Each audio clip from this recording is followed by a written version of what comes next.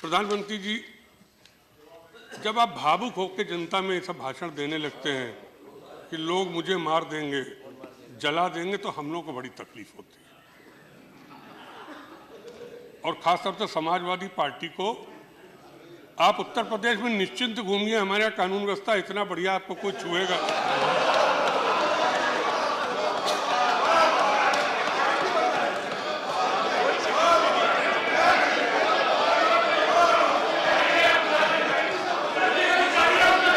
Silence, please. Silence. Naresh ji, you must conclude now. Please watch the. Your party time is over.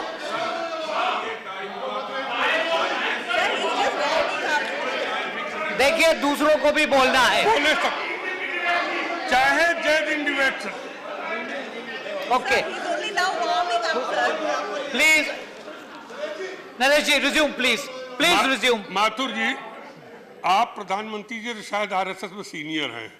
हमें जो बताया गया, आप गुजरात जाते थे तो प्रधानमंत्री आपको रिसीव करते थे। आप बैठिए, आप बैठिए। जो हमें बताया गया, बोलो। मैं प्रधानमंत्री जी आगरा में गए, गाजीपुर में गए, भावुक होकर आपने भाषण दिया। अगर हमारे देश के प्रधानमंत्री को जान पे खतरा हो सकता है, तो फिर पाकिस्तान से कौन सुरक्षा हमारी करेगा? बांग्लादेश और नेपाल से कौन हमारी सुरक्षा करेगा? रोज 56 इंच सीने की जो बात होती थी, कल या परसों पाकिस्तान ने फिर 3 सैनिक हमारे मारे और उनका शव छत बिछत किया। क्यों ये हुआ? आप प्रधानमंत्री जी, बिल्कुल जब आप ये कहेंगे तो हम लोगों को बड़ी तकलीफ होगी, और बहुत भावुकता में जब बार-बार बोला जाता है तो जनता भी उसको कहीं ना कहीं ड्रामे के रूप में लेने लगती है।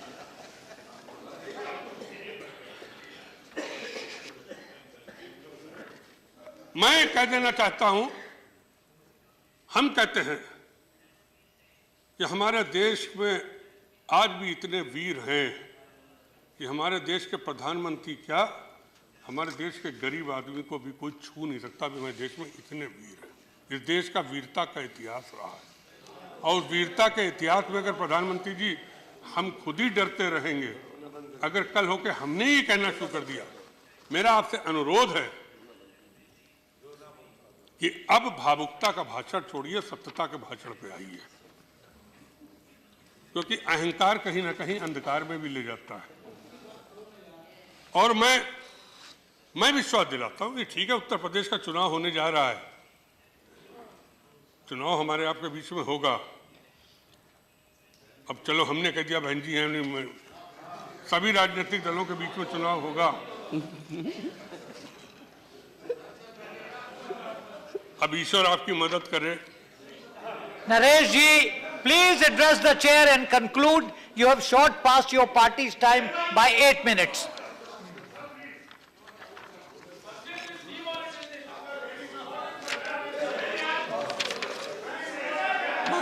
माननीय सभापति जी,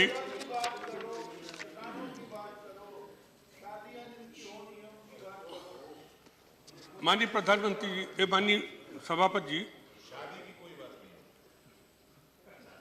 आपको शायद प्रधानमंत्री जी आपके दल वाले सत्य ना, क्यों कहा जा रहा है कि आपने तो वित्त मंत्री तक को कॉन्फिडेंस में नहीं लिया। कितना सच है? अगर कॉन्फिडेंस में लिया होता तो अरुण जी हमको जरूर कान में बता देते हैं।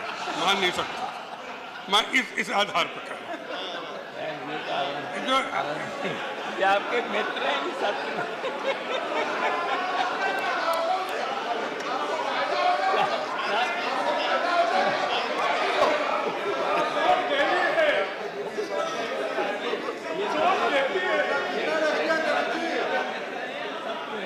देखिए,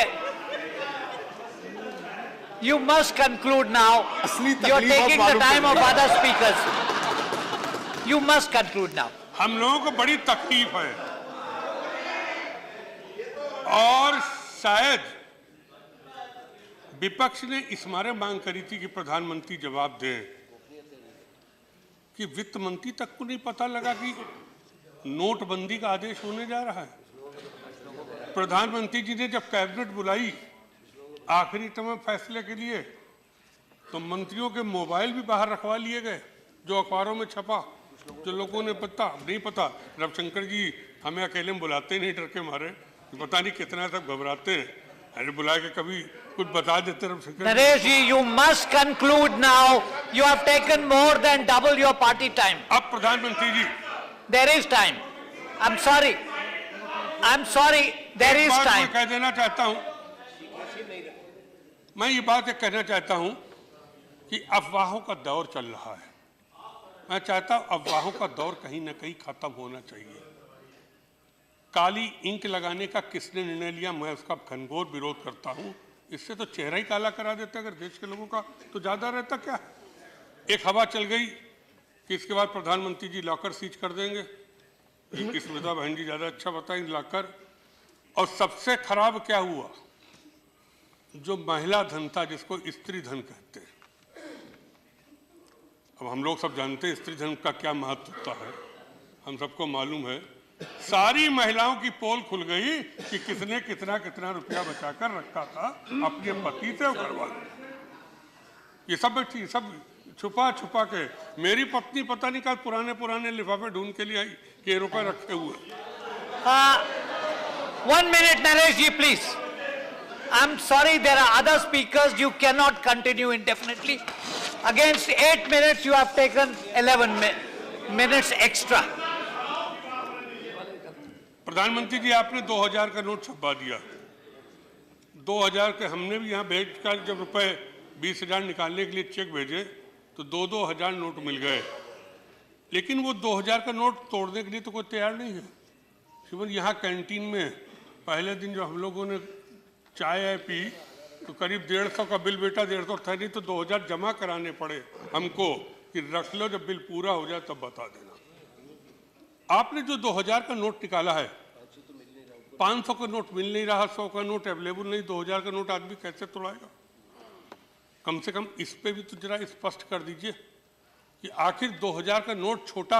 आज सारी बैंक बंद है। अगर विपक्ष ने 28 तारीख को आक्रोश दिवस का नारा दिया है तो हमने बंद का नारा इस मारे नहीं दिया कि बंद तो है ही पूरा देश। कौन थी दिल्ली की चांदनी चौक बंद, कूचा क्या कहलाता कूचा वो बंद पूरा, पूरी आजाद की मंडी, आजाद नगर की मंडी बंद। I shall now call the next speaker. Please sit down. हो गया, Please cooperate. Please cooperate. मैं कंक्लूड कर देता हूँ। Please conclude. मैं कंक्लूड कर देता हूँ। जी ठीक है, थैंक यू। आपका आदेश तो कभी मैंने टाला ही नहीं है, हिम्मत ही नहीं पड़ी। और फिर आप यूपी के हमसे बड़े हो तो और भी आदेश आपका नहीं टाल सकता हूँ। मैं सिर्फ इतना कहना चाहता हूँ प्रधानमंत्री जी कि जो व्यापारी आपका वोटर था वो आज आपके कितने विरोध में शायद आपको नहीं मालूम होगा। हमें वोट मांगने की उनसे जरूरत ही नहीं पड़ी, अपने आप वो वोट देने को तैयार हो। एक जो हम लोगों ने मांग करी कि जेपीसी गठन किया जाए, इस मारे मांग करी कि आपकी कुछ यूनिटों के अध्यक्षों को रुपया पहले कहां पर से मिल गया और लीकेज कैसे हो गया,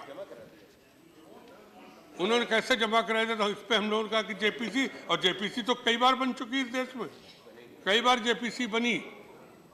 मनमोहन सिंह जी जब प्रधानमंत्री जी थे तब भी जेपीसी का गठन हुआ था, हम ही लोग इस हाउस में थे।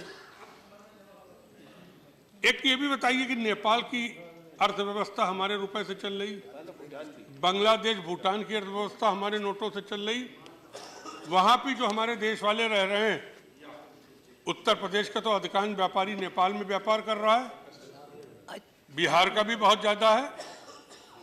उनके पास जो इंडियन करेंसी, वो इंडियन करेंसी कैसे बदलेगी, वहां का व्यापार कैसे होगा।